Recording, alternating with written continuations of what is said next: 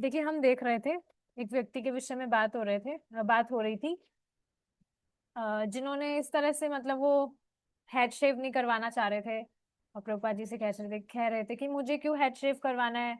भगवान कृष्ण के भी देखो बाल लंबे हैं, भगवान राम के भी बाल लंबे हैं, चैतन्य महाप्रभु के भी। तो प्रभुपाद ने कहा कि हाँ, लेकिन तुम मुझे फॉलो कर रहे हो ना, इस वजह से तुम्हें यही मतलब अपना हेड शेव करवाना होगा। तो बाद में फिर वो व्यक्ति मान गए थे। और हमने बाद में ये भी देखा था कि किस तरह से जो भी हिप्पीज थे वो कीर्तन में आते थे और मतलब मस्ती के लिए वो मतलब कीर्तन में संलग्न हो रहे थे। But still Prabhupada was appreciating it. Prabhupada ज्यादा इसमें दिमाग नहीं लगा रहे थे कि कौन स्टैंडर्ड्स फॉलो कर पा रहा है कि नहीं कर पा रहा है। बस वहां पर लोग चैंटिंग कर रहे हैं, ये मेन चीज है। और ये बात देखिए सही भी है। कलयुगी जीव मतलब कि उससे ज्यादा हम अपेक्षा नहीं कर सकते हैं कि वो ये भी करे वो भी करे, बहुत स्टैंडर्ड्स फॉलो करे। बस वो नाम जब करने लग जाए तो अपने आप सब कुछ उसका भगवान उद्धार कर देंगे अपने आप ही। नाम जब ही मेन है, हम जानते हैं। तो बस वो नाम जब करने लग जाए। और एक और बहुत इंटरेस्टिंग मुझे आइडिया मिला है। हम जो कृष्णा बुक पढ़ रहे हैं ना, तो आप देखेंगे कृष्णा बुक के फोटोज भी प्रभुपाद जी ने दिए हुए हैं और हर स्टोरी के फोटो है। तो आप जब जप करें तो आप उन फोटो को भी देख सकते हैं। जैसे आज मैंने क्या किया था, भगवान की जो एक लीला है जिसमें आप जानते ही हैं, मधु मंगल। भगवान अपने मित्रों के साथ में गए हैं लंच करने के लिए। और वहां पर जो मधुमंगल है वो किस तरह से भगवान के मुख पर फूल फेंक कर भाग जाता है। इस तरह से हमने ये स्टोरी आप जानते ही हैं। तो इस तरह से हम भगवान की ये जो फोटोज है ना, इनको भी सामने रखकर जप करें तो इन लीलाओं का स्मरण अपने आप ही हो जाएगा। फोटो देखकर अपने आप हमें याद आएगा कि कब कौन सी लीला कौन सी हुई थी, कब हुई थी। ये मतलब ये जो फोटो है, इससे कौन सी लीला हुई थी हमें अपने आप याद आ जाएगा। तो ये भी एक बहुत सुंदर तरीका है जिससे हम जप के समय भगवान का स्मरण कर सकते हैं। So yes, chanting is main. कोई भी व्यक्ति है इस तरह से चैंटिंग करें। और औरों को भी आप इस तरह से सहायता करिए, ज्यादा वो फिलॉसफी भी ना समझे। उसको आप स्टोरी बताइए भगवान की, और उसको भी इस तरह से ट्रेन करिए कि भगवान का स्मरण वह करे। यही तो है कृष्णा कॉन्शियसनेस, कि हमें भगवान का स्मरण करना है। We always remember Krishna and we never forget Krishna. जैसे आज हमने देखा था कृष्णा बुक में, जो कंस है वो निरंतर भगवान का स्मरण कर रहा था, निरंतर खाते पीते सोते चलते। और यही स्थिति एक शुद्ध भक्त की भी होती है। पर वो क्योंकि नेगेटिव वे में भगवान का स्मरण कर रहा था, इस वजह से वो भक्त नहीं है। तो ये बात है। ठीक है, अब हम आगे देखेंगे।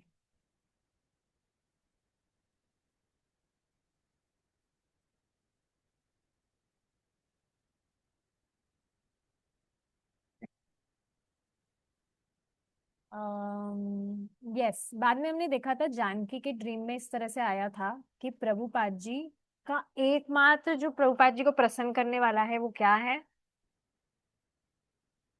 कि वे ये देखे पूरा जगत भगवान के कीर्तन में लगा हुआ है। और यही स्वयं महाप्रभु की इच्छा थी। महाप्रभु के जो फॉलोवर है रूप गोस्वामी, उनकी भी इच्छा थी। और हम सब रूपनुगा भी कहाए जाते हैं। We are following the full footsteps of Roop Goswami. तो हाँ, कैसे ना कैसे बस व्यक्ति भगवान में अपना मन स्थिर करे, रूल्स और रेगुलेशंस बाद में फॉलो कर ही लेगा। अब यहीं से हम आगे बढ़ेंगे। तो आप देखेंगे ये जो प्रभुपाद जी और श्रील रूप गोस्वामी जी का ये जो एटीट्यूड था कृष्ण भावनामृत का प्रचार करने का, ये एक ऐसा स्ट्रॉन्ग कन्विक्शन था जो कि पतितों का उद्धार करेगा भगवान के नामों से। कोई भी व्यक्ति अगर हरे कृष्ण महामंत्र के चैंटिंग में लगा हुआ है तो बहुत ज्यादा पतित व्यक्ति भी क्यों ना हो, पतित से पतित व्यक्ति भी क्यों ना हो, वह भी बहुत जल्द साधु बन जाएगा, भक्त बन जाएगा। तो प्रभुपाद जी काफी बार श्रीमद् भागवतम से एक श्लोक कोट किया करते थे, ये बताते हुए कि कोई भी व्यक्ति अगर पाप आचरण में भी लगा हुआ है, लेकिन अगर वह भगवान के भक्तों का आश्रय लेता है तो वह बहुत शुद्ध हो जाएगा।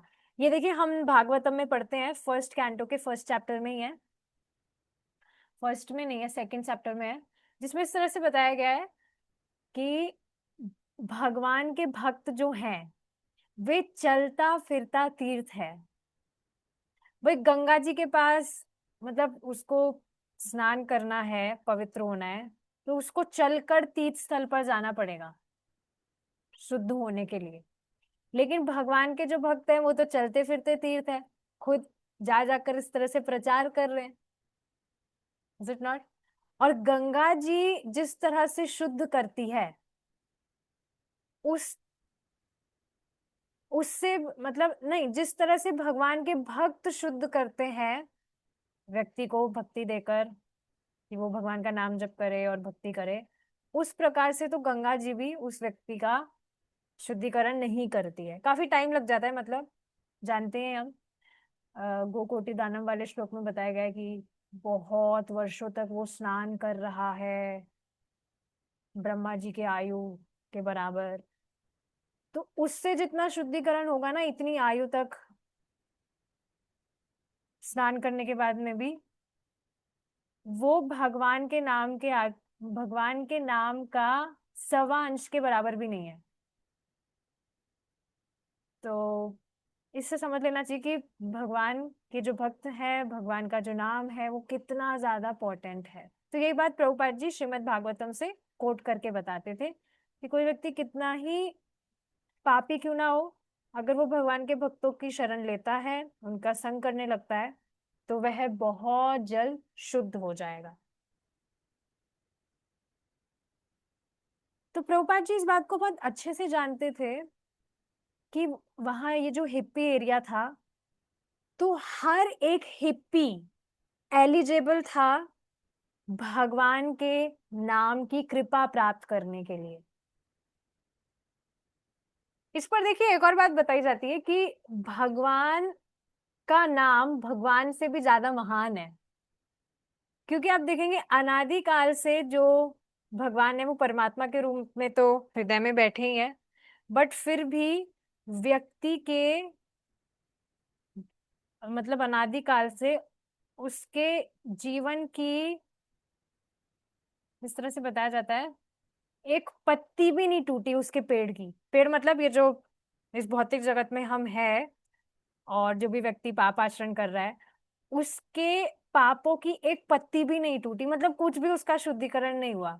लेकिन भगवान का नाम भगवान से भी ज्यादा महान है कि एक बार वो कैसे भी उसके संपर्क में आ जाए, नाम आभास भी उसको हो जाए, तो वह उसके समस्त पापों को नष्ट कर देता है। तो यहाँ हिप्पीज जो है, जगाई मदाई से तो कम ही थे, डेफिनेटली जगाई मदाई तो किस तरह से शास्त्र पढ़ पढ़ के बहुत पाप कर रहे थे, तो उनसे तो कम ही है हिप्पीज। तो प्रभुपाद जी स्पष्ट इस बात को देख रहे थे, जान रहे थे कि जो भी हिप्पीज है वो भगवान के नाम की कृपा करने के लिए सक्षम है, एलिजिबल है। और वे इस तरह से देखते थे कि ये उनकी ही ड्यूटी है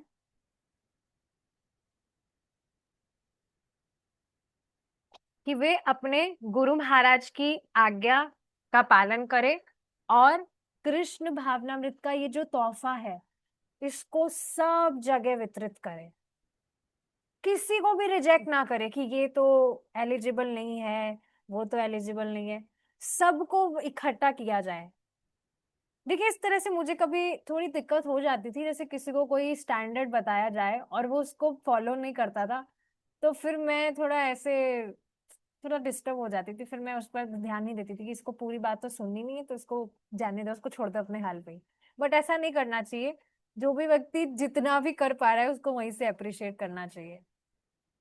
जैसे एक बात बता देती हूँ, ये तो हिंदी में क्लास हो रही हूँ, माता जी तो सुन भी नहीं पाएगी। तो वो जो शिकागो से माता जी, उनको मैंने अभी 2 दिन पहले एकादशी का फास्टिंग करने के लिए बोला था। फास्टिंग वो पहले की हुई है, सात्विक मूवमेंट से ही आई है वो। तो उनको मैंने बताया था एकादशी की महिमा कि करना चाहिए, वैष्णवों के लिए सिर्फ एकादशी का ही व्रत पर्याप्त है और कुछ हमें करने की जरूरत नहीं है। मैंने कहा था ओके ओके माता जी मैं करूँ। लेकिन फिर कल मैंने उनसे पूछा तो उन्होंने बताया नहीं मैं नहीं कर पाई, मेरी दोस्त आ गई थी तो मैं उनके साथ में डिनर करने चली गई थी। अब मुझे थोड़ा थोड़ा इस तरह से प्रॉब्लम तो हुई थी कि अरे मैंने बताया था तो क्यों नहीं फास्ट, मतलब करना चाहिए था ना, इतनी महिमा बताई फिर भी। लेकिन फिर मैं प्रभुपाद जी का स्मरण कर रही थी कि प्रभुपाद जी ने भी तो कुछ भी स्टैंडर्ड्स नहीं देख रहे थे, बस ये देख रहे थे वो नाम जप कर रहा है। तो फिर मैंने ठीक है कोई बात नहीं, चलो अगली बार, मैंने कहा ठीक है कोई बात नहीं माता जी, अगली बार आई होप आप कर पाएंगे, अगली बार करिएगा ठीक है। तो इस तरह से ये तभी मतलब बहुत सारी चीजें इस तरह से याद दिलवानी पड़ती है अपने आप को। Preaching is not easy. Prabhupada ji स्वयं बोलते हैं इस तरह से, किन्हीं भक्त ने इस तरह से कहा था कि प्रीचिंग करने में तो बहुत कठिनाई है। तो प्रभुपाद जी ने कहा, मैंने कब कहा कि ये आसान है। तो बहुत हमें टॉलरेट बनना पड़ता है, सामने वाला व्यक्ति जो है वो, उसको हम कुछ बात बता रहे हैं, वो माने या ना माने, वो अपनी बुद्धि से ही काम करेगा। हम उससे एक्सपेक्टेशंस रख सकते हैं कि हमने बात बता रहे हैं तो वो मानेगा, बट क्योंकि वो उसके महत्व को नहीं समझ रहा है तो फिर वो उसके विपरीत भी आचरण कर सकता है। तो इस वजह से ये इंपॉर्टेंट चीज है, इसको हाईलाइट कर लीजिए, रिजेक्टिंग नो वन। जैसे प्रियशर्मा माता जी आपने बताया था कि कोई भक्त थे, आपने उनको मतलब चैंटिंग के लिए बुलाया था, उनका नाम तो मुझे याद नहीं आ रहा, लेकिन किसी डॉक्टर ने उनको प्रीच किया था। तो वो मतलब कुछ बीमारी उनको हो गई थी, तो उन्होंने कहा था कि कुछ अनियन गार्लिक आप खाइए नहीं तो आपको कुछ हो जाएगा ऐसे वैसे। तो इस चक्कर में उनको भय हो गया था कि मैं अब चैंटिंग करूंगा तो मुझे पाप तो नहीं लग जाएगा, ऐसा कुछ बताया था ना आपने। तो अभी पता नहीं वो चैंटिंग कर रहे हैं कि नहीं, अगर वो छोड़ के भी चले गए तो आप उनको बोल सकते हैं कि आप 11 बार महामंत्र करिए, या आप अनियन गार्लिक अभी खा भी रहे हैं तो आप अनियन गार्लिक खाने से पहले ही अपना जप कर लीजिए, फिर बाद में खा लीजिए, तब आपको पाप नहीं लगेगा अगर आपको ऐसा डर लग रहा है तो हमें खुद को तरीका देखना होगा कि कैसे हम सामने वाले को पैसिफाई करे कि भाई तुम्हें कुछ भी नहीं होगा, तुम करो। अगर तुम्हें डर लग रहा है कि अनियन गार्लिक खाने से पाप लग रहा है, मुझे नहीं करना चाहिए, तो अनियन गार्लिक तुम खा लो, उससे पहले जब कर लो अपना जितना भी करना है, फिर बाद में खा लो अगर तुम्हें मतलब स्वस्थ होना है या कुछ भी तुम्हारे मन में है तो। इस तरह से बताया जा सकता है। तो ये सारी चीजें हैं। तो प्रभुपाद जी यहाँ इन मलेच्छ के बीच में, मलेच्छों के बीच में इस तरह से रह रहे थे। मलेच्छ बेसिकली यही जो वेस्टर्न लोग होते हैं, उनके बीच में इस तरह से रह रहे थे। तो उनके हिसाब से ही उनको व्यवहार करना उनका जरूरी था। कृष्णा कॉन्शियसनेस सोसाइटी में जो प्योरिटी मतलब बनी रहे, उसके लिए प्रभुपाद जी एकदम जिद पर थे, उसमें कुछ कॉम्प्रोमाइज नहीं कर रहे थे। बट स्टिल सामने वाला व्यक्ति अगर कुछ स्टैंडर्ड्स फॉलो नहीं कर रहा है तो ठीक है, उसको इतना कुछ नहीं प्रभुपाद जी ध्यान दे रहे थे, जहां से वो जितना भी कर पा रहा था वहीं से उसको अप्रिशिएट कर रहे थे। अब एग्जाम्पल दिया जा रहा है, जैसे अगर प्रभुपाद जी पब्लिक में प्रसाद डिस्ट्रीब्यूट करने के लिए जा रहे थे, मतलब यहाँ बताया जा रहा है फूड अगर मुफ्त में खाना वहां पर बाहर डिस्ट्रीब्यूट किया जाए, प्रभुपाद जी वहां जा रहे हैं, सो डेफिनेटली वो साधारण खाना नहीं होना चाहिए, वो प्रसादम ही होना चाहिए। तो जो स्टैंडर्ड्स है, कृष्णा कॉन्शियसनेस सोसाइटी की जो स्टैंडर्ड्स है उस पर प्रभुपाद जी कॉम्प्रोमाइज नहीं कर रहे थे। प्रसाद मतलब खाना वितरण हो रहा है तो वो नॉर्मल खाना नहीं, वो प्रसाद ही होना चाहिए, प्रसाद वितरण ही होना चाहिए, वो भगवान को अर्पित भोजन ही वितरित किया जाना चाहिए। तो जो भूखे लोग हैं, गरीब लोग हैं, भूखे लोग हैं, उनको भी हम भोजन करवा रहे हैं, तो वो एक तरह से व्यर्थ का है अगर हम उनको प्रसाद नहीं दे रहे हैं तो देखिए आपके घर में भी अगर कोई मेहमान वगैरह आते हैं या कोई मेहमान भी नहीं आते हैं, कोई आपके घर में नहीं मतलब जैसे सड़क पे इस तरह से लोग घूमते हैं ना, वो कुछ अपनी सर्विसेज देते हैं, जैसे कुछ चेन सही करने वाले आते हैं या जूते चप्पल सही करने वाले आते हैं, बहुत सारे इस तरह से लोग आते जाते रहते हैं। तो आप भी अगर उनसे कुछ सर्विसेज ले रहे हैं तो आप उनको भी कुछ प्रसाद दे सकते हैं। और बिल्कुल इस पर आप हिचकिचाइएगा मत कि वो पता नहीं सामने वाला क्या सोचेगा, नहीं, बहुत खुश होते हैं सामने वाले। मैंने खुद ने इस तरह से किया है। अभी कुछ दिन पहले मैंने बताया था ना, ये कोई मुस्लिम अंकल जी थे, तो वो कोई पार्सल लेकर आए थे। तो मैं बहुत ज्यादा, मुझे प्रसन्नता हुई थी कि मैं उनको भगवान का चरणामृत उनको मैं पिला पाई थी। उनको प्यास लग रही थी, मैंने उनसे आगे होकर पूछा था आप पानी पियेंगे क्या, क्योंकि खाने के लिए तो नहीं पूछ सकती थी। मैंने कहा हाँ हाँ पानी पिला दीजिए। तो आराम से उन्होंने 3-4 ग्लास भर के पानी पिया था, और वो भगवान का चरणामृत था वो, जिससे भगवान को हम नहलाते हैं, अभिषेक करते हैं। बहुत मुझे प्रसन्नता हुई थी। या बीच में मैंने दिया था किसी को कुछ खाने का आइटम, वो प्रसाद था, तो वो बहुत खुश हुआ था व्यक्ति इस तरह से। या मैं जिनसे फूल लेने जाती हूँ, वो एक आंटी जी है वो, तो उनको भी मैं कुछ लेकर जाती हूँ मिठाई वगैरह, वो बहुत खुश होती है। तो और स्पेशली देखिए आप भक्ति कर रहे हैं ना, तो सामने वालों को भी पता है आप भक्त हैं, तो वो आपको मना भी नहीं करेंगे, क्योंकि वो जानते हैं कि आप उनको प्रसाद ही देंगे। भाई कृष्णा के एकदम एकदम सरेंडर डिवोटी हैं ये, एकदम कट्टरता से सारे नियम पालन करते हैं, तो वो मना करेंगे ही नहीं आपको, बल्कि वो खुश होंगे। जिस तरह से देना चाहिए प्रसाद वगैरह, यहाँ पर आप देख ही रहे हैं, प्रभुपाद जी स्वयं बता रहे हैं, feeding hungry people was futile unless they were given prasadam and the chance of liberation from birth and death।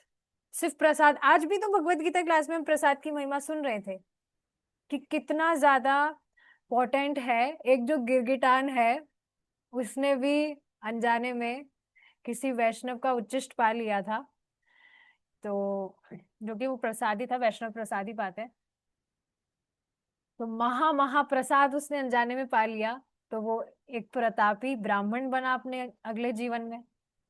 तो किसी ने भी प्रसाद पाया है भगवान का, उसको अगला जीवन मनुष्य देह तो मिलेगा ही। और देखिए ये सारे जो भी आप एफर्ट्स लगाते हैं ना, इस तरह से आप किसी को प्रसाद दे रहे हैं, तो डेफिनेटली अपने कंफर्ट जोन से थोड़ा बाहर जाना तो हुआ ही। एक तो है कि हाँ बस हम अपने आप में ही मस्त है, अपना हम भक्ति कर रहे हैं, कोई आए कोई जाए मतलब नहीं। एक हम थोड़ा दिमाग लगा रहे हैं कि अरे ये आए हैं तो इनको प्रसाद तो देना चाहिए, प्रसादम जल तो इनको पिलाना चाहिए। खाना भी अगर कोई घर में आए, आप उसको प्रसादम जल दे सकते हैं। तो ये सब भगवान गिन रहे हैं, आपके सारे एफर्ट्स को भगवान गिन रहे हैं। भगवान को बहुत प्रसन्नता होती है इस तरह से हम किसी और व्यक्ति को भी भगवान का संपर्क दे रहे हैं, उसका मार्ग वहां से चालू हो जाएगा भक्ति का। आप इस तरह से किसी भी तरह से उसको संपर्क दे रहे हैं तो।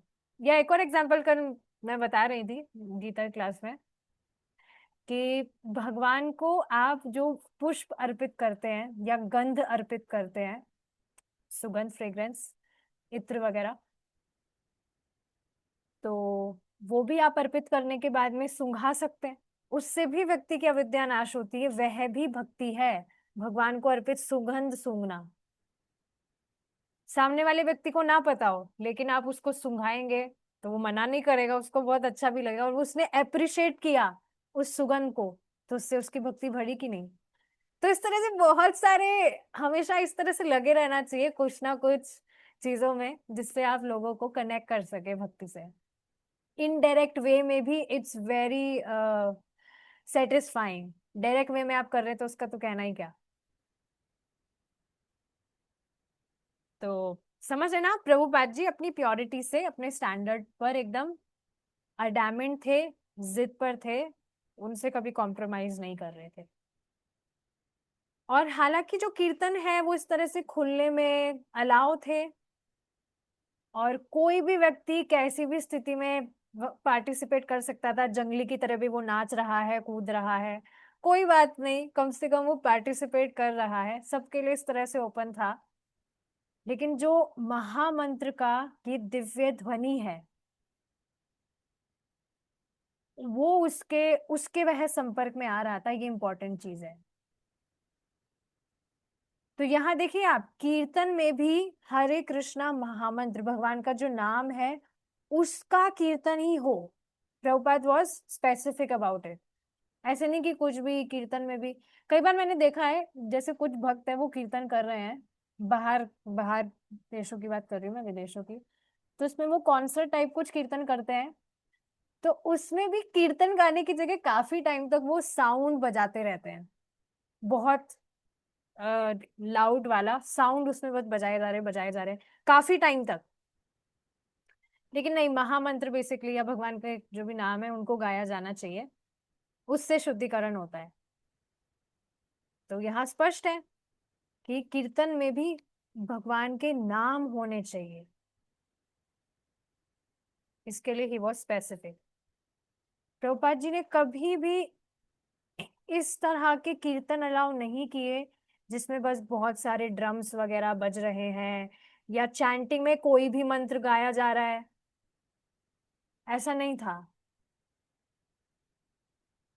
और देखिए ये बात इंपॉर्टेंट है क्योंकि एक माता जी है, उन्होंने दीक्षा ली है, और वो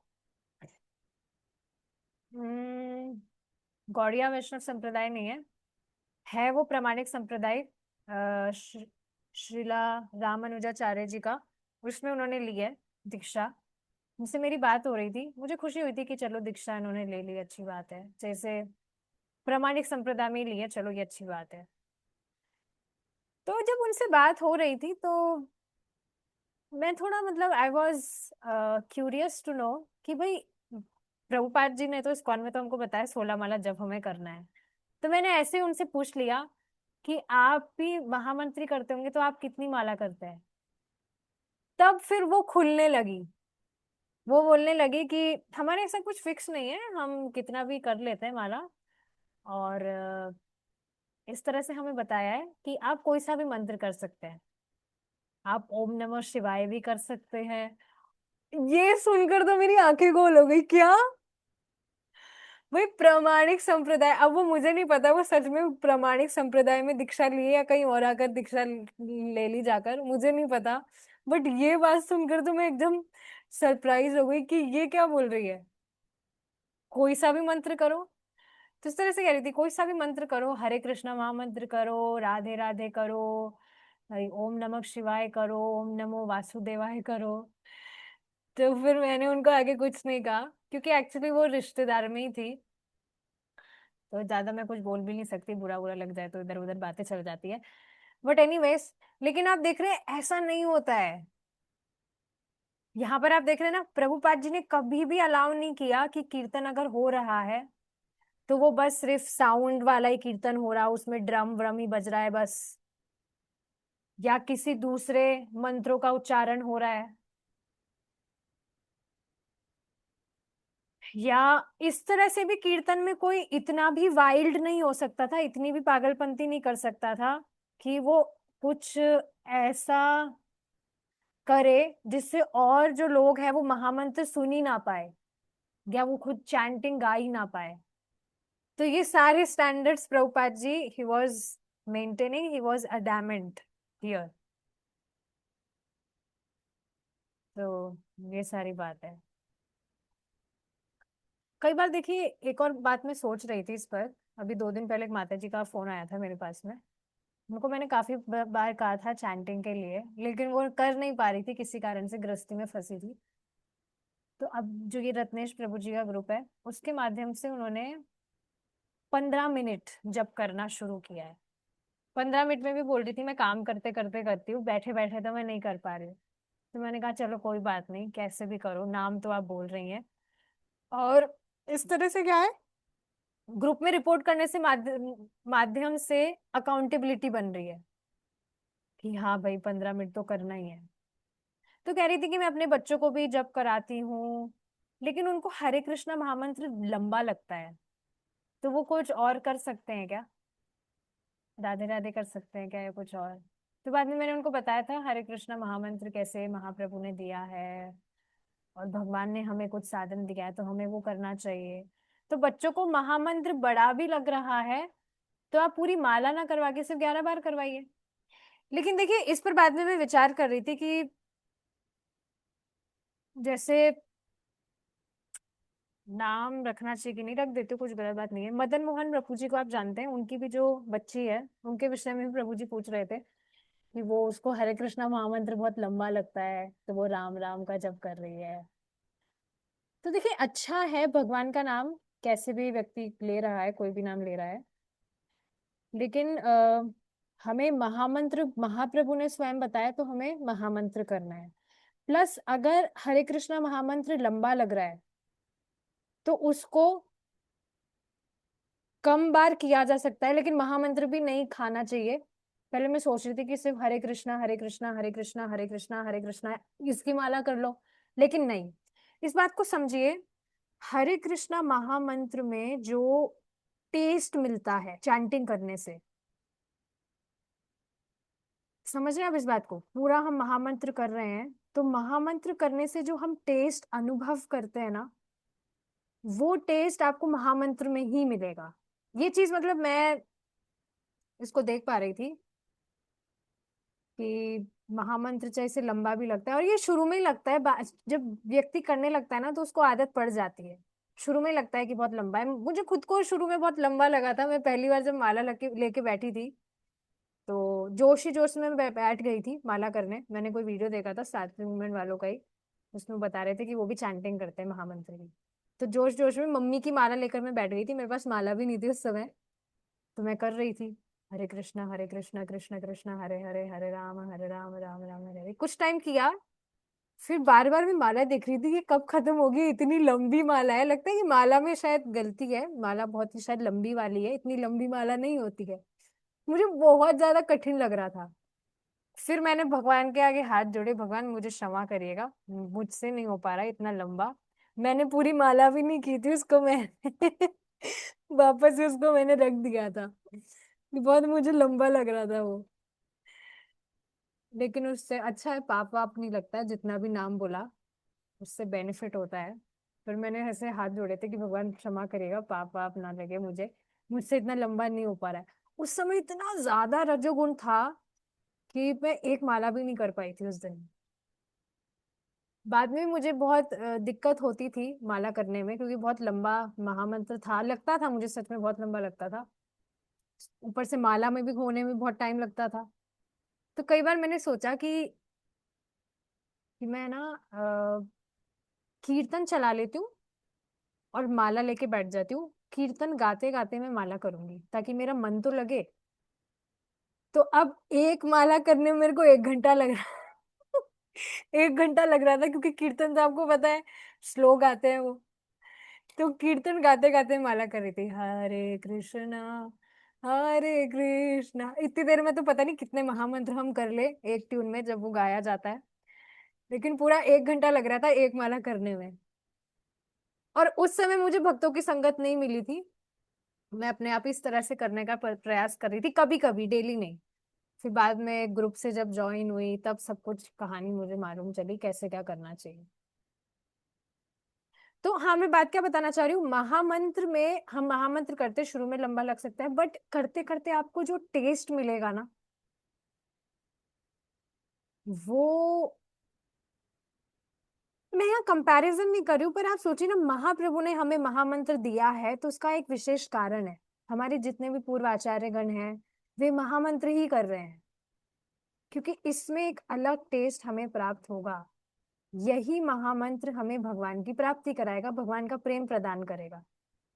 ऐसा नहीं कहा जा रहा है कि भगवान के बाकी जो नाम है वे सक्षम नहीं है या कम है, ऐसा नहीं कहा जा रहा है। बट महामंत्र में कुछ तो विशेष है, ये बात मैं बताना चाह रही हूँ। और ये व्यक्ति जब करेगा नियमित रूप से, तभी उसको वह अनुभव कर पाएगा। देखिए, कुछ हायर टेस्ट के लिए थोड़ा बहुत तो सेक्रीफाइस करना ही होता है, तभी हमें कुछ हाई वस्तु प्राप्त होती है। तो महामंत्र करने में जो टेस्ट है अभी भी आप सब महसूस करते ही हैं। इसका प्राइस आपने पे किया है तभी आपको वो अब आप एक्सपीरियंस कर पाए। So anyways, Prabhupada was never compromising with his standards. तो प्रभुपाद जी का बस यही प्रयास रहता था कि कैसे ना कैसे करके ये जो भी युवक है यहाँ पर, युवक युवतियां, ये बस महामंत्र का जप करें। प्रभुपाद को ये मालूम था, मतलब इंस्टिंक्टिवली, मतलब वे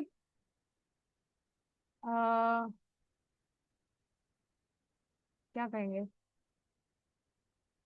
मतलब प्रभुपाद अनुमान लगा लेते थे कि क्या अलाउ किया जाना चाहिए, क्या अलाउ नहीं किया जाना चाहिए, because he was the master. और उनके जो भी नए शिष्य थे वो उनको फॉलो कर रहे थे।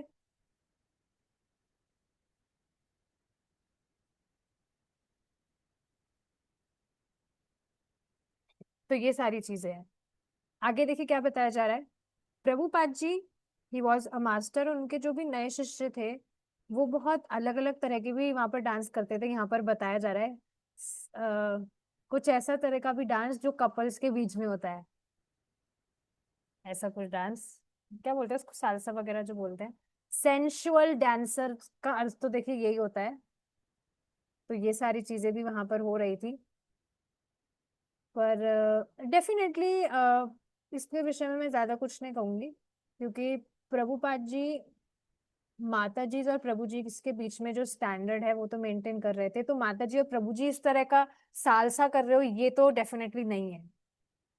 बट सेंशुअल डांसर का मतलब आप समझ ही रहे हैं। तो वो सारी चीजें Prabhupada ji he was permitting, क्योंकि उनको नाम का जप मिल रहा था, नाम का संपर्क मिल रहा था। तो मंदिर में इस तरह से लोग, कुछ लोग थे जो पीटी जैसे हम करते हैं उस तरह से भी वो डांस कर रहे थे, कैलोरीज, ताकि उनकी कम हो जाए, कैलोरीज डिक्रीज करने के लिए। प्रभु जी भी एक बार इसका एग्जांपल दे रहे थे मंदिर में, इस्कॉन वृंदावन में। प्रभुपाद गुरु पूजा के समय कोई व्यक्ति थे, वो मतलब चश्मा लगा के आते थे, उनके बाल लंबे थे, तो वो मंदिर में आते थे और प्रभुपाद मतलब पूजा, गुरु पूजा में वो इस तरह से जंप करते थे जैसे वो पीटी कर रहे हो। इस तरह से नहीं करना चाहिए, ये ठीक नहीं है, प्रभु जी बता रहे थे। बट इस समय यहाँ पर ये लोग जैसा भी कर रहे थे, प्रभुपाद बस चिल,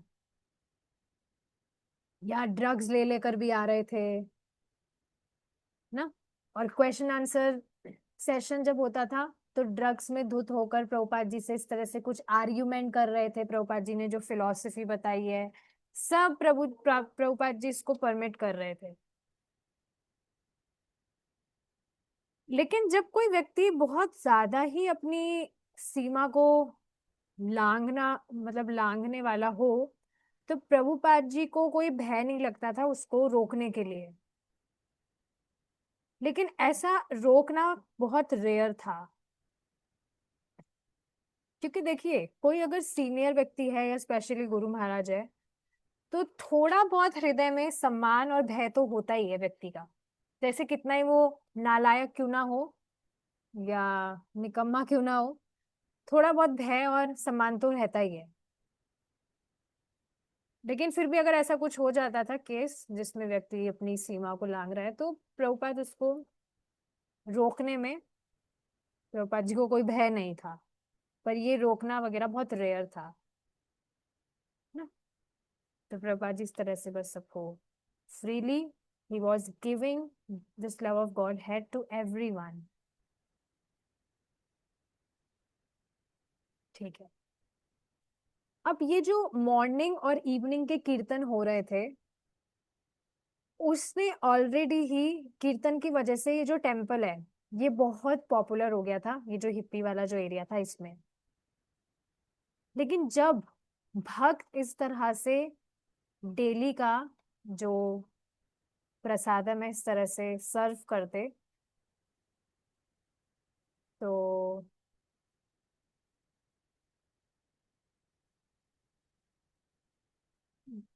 उस समय बेसिकली ये थोड़ा कुछ यहाँ पर एक वर्ड है, इसको एक बार देख लेते हैं।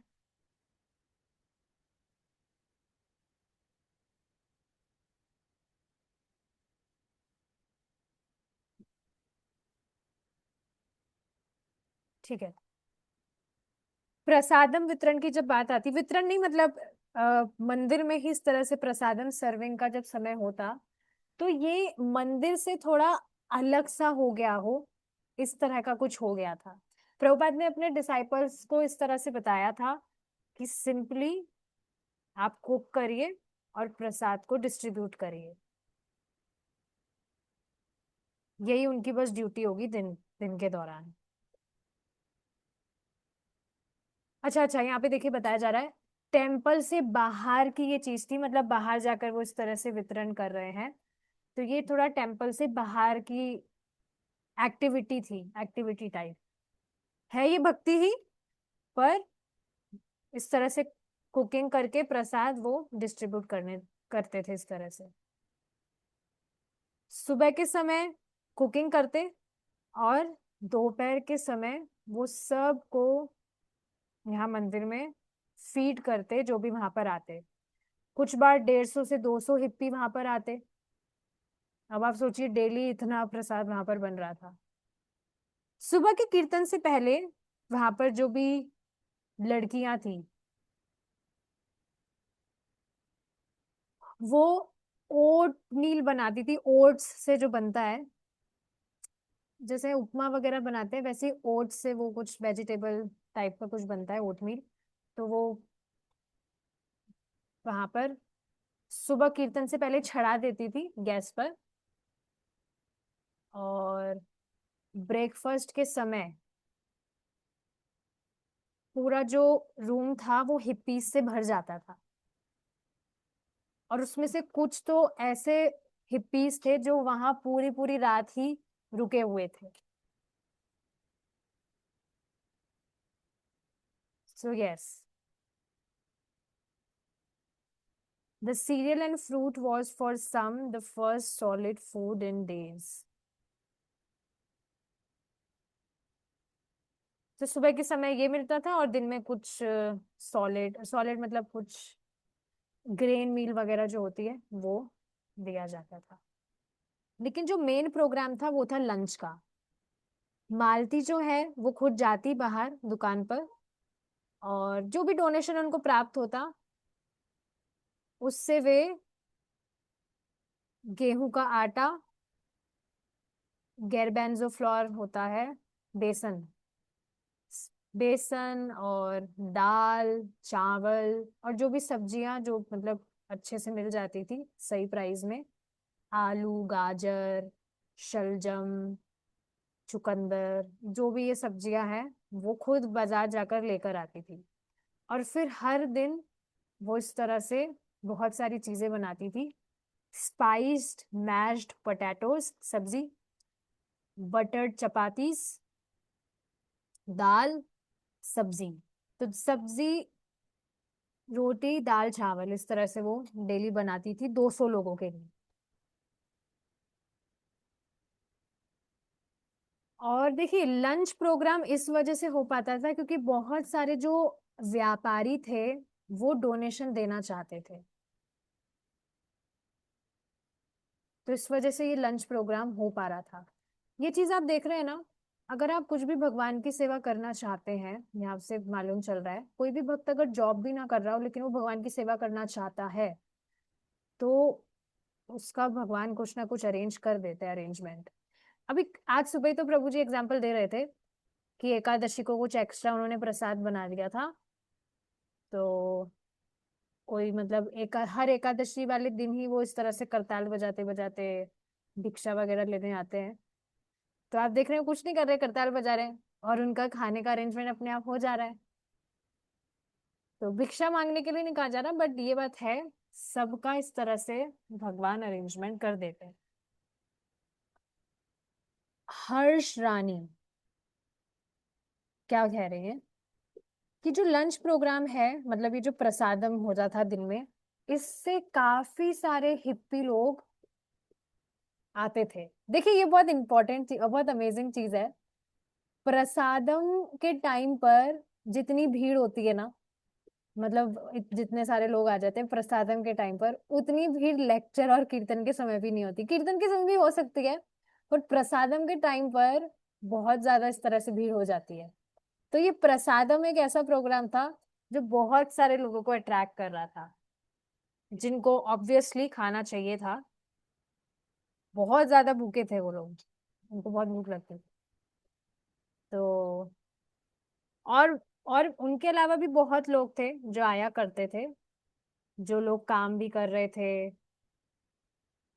मंदिर के साथ में, लेकिन अभी उनकी दीक्षा नहीं हुई थी, तो ये लोग भी आ रहे थे।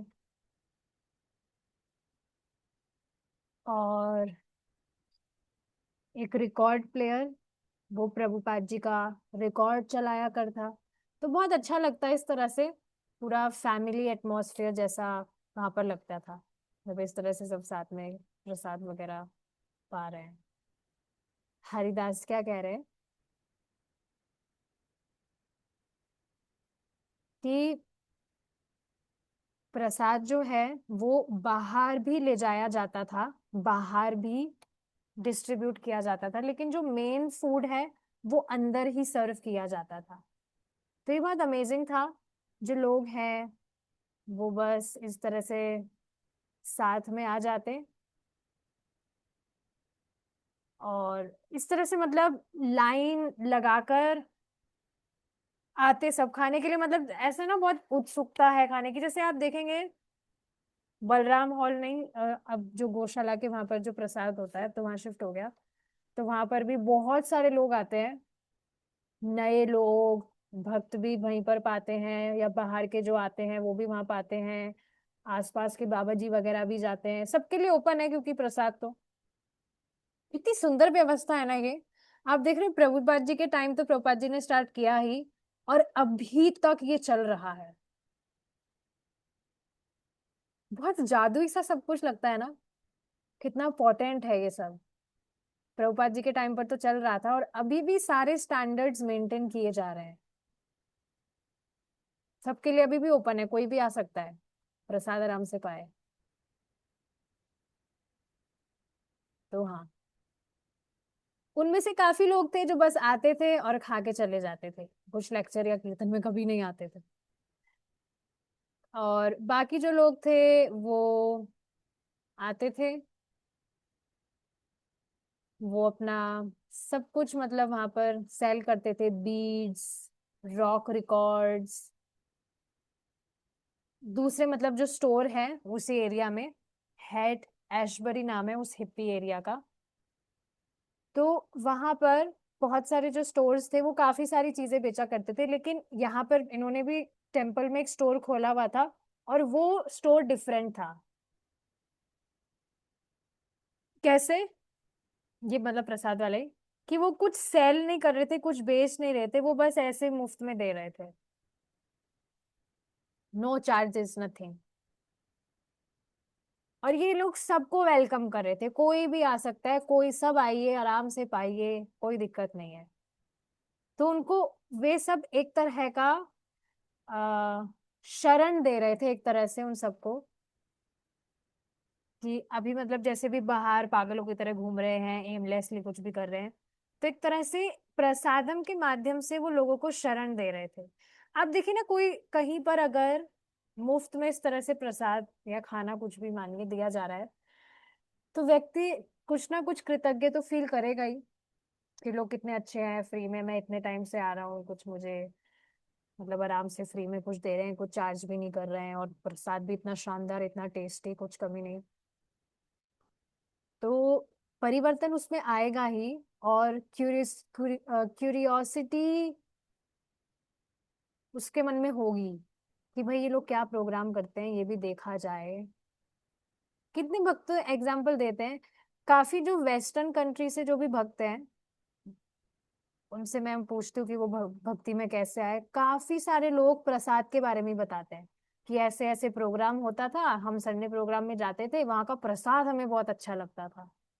तो फिर प्रसाद पाते पाते फिर वो कीर्तन भी ज्वाइन करने लगे, फिर लेक्चर्स भी ज्वाइन करने लगे, और अब वे दीक्षित भक्त हो गए। तो प्रसाद के माध्यम से कितने सारे लोग भक्त हो गए। वेस्टर्न कंट्रीज में तो ऐसा ही होता ही है, बहुत सारे केसेस इस तरह से देखे गए हैं।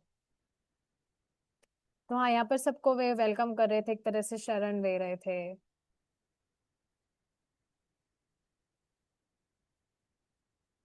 तो जिस तरह से एक हॉस्पिटल में कोई व्यक्ति बीमार है तो उसका इलाज किया जाए तो वह स्वस्थ हो सकता है, तो उसी तरह से यहाँ पर भी जो लोग हैं वो यहाँ आ रहे हैं, उनकी सहायता की जा सकती है। और काफी लोग हैं जो उसमें से बच भी सकते हैं। बचना मतलब भक्ति स्वीकार करके भक्ति भक्ति करने लग जाए। तो और मतलब ये व्यक्ति कह रहे हैं हरिदास कि वे सिर्फ आत्मा की ही बात नहीं कर रहे, उनका मन और जो उनका देह है वो भी बच सकता है। क्योंकि यहाँ स्ट्रीट्स में जो चल रहा था, देखिए कोई भी व्यक्ति इस तरह से ड्रग्स वगैरह ले रहा है तो वो ज्यादा लंबे समय नहीं जिएगा, वो बहुत जल्दी वो मर जाएगा। नशा इतना वो कर रहा है, यहाँ पर तो कितने हैवी डोसेस लोग ले रहे हैं और इतनी कम उम्र से ही। तो क्या उनकी हालत होगी, उनका पूरा दिमाग डैमेज हो जाएगा, इतना ड्रग्स ले लेकर पूरा दिमाग ही उनका खाली हो जाएगा। इस तरह से बताया भी जाता है, कोई व्यक्ति इस तरह से नशा वगैरह करता है तो उसकी बुद्धि ठस हो जाती है। मैं सच बता रही हूँ, किसी आप ऐसे व्यक्ति से बात करके देखिएगा जो नशा वगैरह ये ड्रिंक वगैरह करता है, आप देखेंगे उसकी बुद्धि बहुत ज्यादा ठस रहती है, पागला एकदम पगला सा वो रहता है। कल की क्लास में बताया जा रहा था यार, एक तो कंफ्यूजन हो जाता है मुझे, ड्रंकर की तो बताई जा रही, कल की शाम की क्लास में बताया जा रहा था कि जैसे जो ड्रिंक करता है उसी के एग्जाम्पल से पूरा श्लोक समझाया गया था कि जैसे एक नशे में धुत व्यक्ति होता है, उसको ना ये शुद्ध होती है कि उसने क्या पहना है या क्या वो खा रहा है या कुछ भी क्या कर रहा है, उसको कुछ भी होश नहीं रहता है। तो उसको होश नहीं रह रहा है क्योंकि उसकी तो बुद्धि ठस हो गई है, मंद हो गई है। लेकिन भक्तों के केस में ऐसा नहीं है, they are absorbed in love for Krishna, इसलिए उनकी ऐसी स्थिति होती है। तो हाँ, यहाँ स्ट्रीट में जो चल रहा था, लोग ड्रग्स वगैरह ले रहे हैं, उससे उनका दिमाग और उनका पूरा जो देह है वो भी खराब ही हो जाता है ना। तो ये व्यक्ति यही बता रहे हैं कि इतना ओवरडोज जो ले रहे हैं लोग ड्रग्स का, मैं उसके विषय में बात कर रहा हूँ। जो लोग हैं पूरी तरह से इस तरह से लॉस्ट थे और उनको सहारा चाहिए था कि वो जो कर रहे हैं उससे उनको कुछ नहीं होगा, अपना पूरा मनुष्य जीवन खराब कर रहे हैं, बर्बाद कर रहे हैं। तो यहाँ मंदिर में आएंगे तो उसके माध्यम से जो भी इधर उधर घूम रहे हैं, इससे अच्छा मंदिर में आकर थोड़ा कुछ नॉलेज वगैरह मिलेगा, तो उससे वे स्थिर होंगे। तो उनमें से काफी लोग थे जो वहां रहे और भक्त भी बन गए। लेकिन कुछ लोग थे जो सिर्फ प्रसाद लेकर चले जाते थे, प्रसाद वगैरह पाया और चले गए। तो इस तरह के बहुत सारे इंसिडेंट्स उनके साथ में यहाँ पर होते थे, अलग अलग तरह के लोग देखने को मिलते थे। तो हाँ, प्रभुपाद जी का ही ये बेसिकली आइडिया था कि प्रसाद वगैरह इस तरह से वितरण होना चाहिए। न्यूयॉर्क में भी आप देखेंगे ना, प्रभुपाद जी स्वयं उस समय तो स्वयं कुकिंग कर रहे थे, कुछ भी जो दो चार भक्त आ रहे थे उनके लिए, और देवर अप्रिशिएटिंग प्रसादम।